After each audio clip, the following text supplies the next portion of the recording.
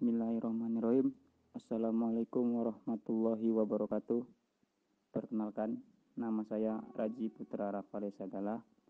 Saya dari Fakultas Psikologi kelas E dengan NPM 2081100097. Di sini saya akan menjelaskan materi psikologi umum tentang belajar.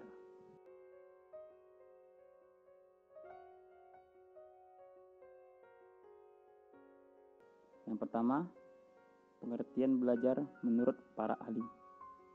Pengertian secara psikologis, belajar merupakan suatu proses perubahan, yaitu tingkah laku, sebagai hasil dari interaksi dengan lingkungannya dalam memenuhi kebutuhan hidupnya. Perubahan-perubahan tersebut akan nyata dalam seluruh aspek tingkah laku.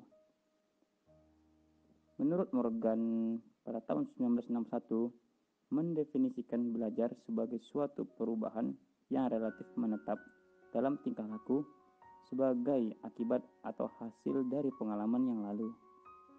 Lalu, menurut Walker pada tahun 1967, secara singkat mendefinisikan belajar dengan perubahan perbuatan sebagai akibat dari pengalaman. Meskipun singkat, namun dari definisi tersebut sudah mencakup segala aspek mengenai belajar, yaitu perubahan, perbuatan, dan juga pengalaman. Kenapa bukan perbaikan, melainkan perubahan? Karena saat orang belajar akan memperoleh hal yang berbeda dengan individu lain. Ada yang memperoleh hal baik, dan ada juga yang memperoleh hal buruk. Itu semua tergantung dari kacamata si pembelajar tadi. Bila pikirannya positif, tentu dia akan memperoleh hal yang positif pula dari apa yang dia lakukan. Berbeda dengan orang yang berpikiran negatif, tentu hasil positif akan terlihat negatif. Yang kedua, tujuan belajar. Menurut Sadirman, secara umum ada 3 tujuan belajar, yaitu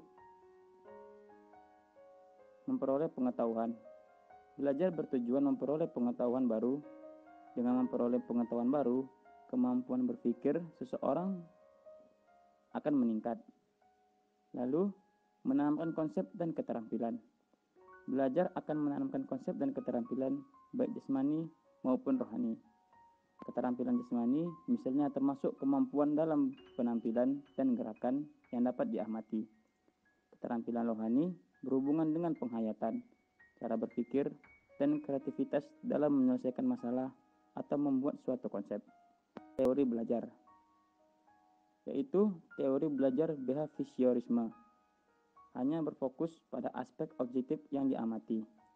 Lalu, teori belajar kognitivisme berupa kemampuan melihat melampaui perilaku untuk menjelaskan pembelajaran berbasis otak. Lalu, ada teori belajar konstruktivisme yang merupakan sebuah proses di mana pelajar aktif membangun ide-ide maupun konsep baru. Belajar. Manfaat belajar yaitu ada perubahan perilaku yang dapat dilihat secara langsung maupun tidak. Perubahan tingkah laku hasil belajar akan menjadi permanen. Perubahan terjadi secara sadar, bersifat positif dan aktif, memiliki tujuan yang terarah, dan meliputi segala aspek tingkah laku individu. Jadi, dapat kita simpulkan dari beberapa penjelasan di atas, yaitu belajar adalah segala aktivitas psikis yang dilakukan oleh setiap individu sehingga tingkah laku sebelum dan sesudah belajar akan berbeda. Oleh karena itu, apabila seseorang belum mengalami perubahan-perubahan baik sikap, pemikiran, dan sebagainya, maka dapat dikatakan ia belum belajar. Sekian dari saya, bila ada salah-salah kata, mohon dimaafkan. Wassalamualaikum warahmatullahi wabarakatuh.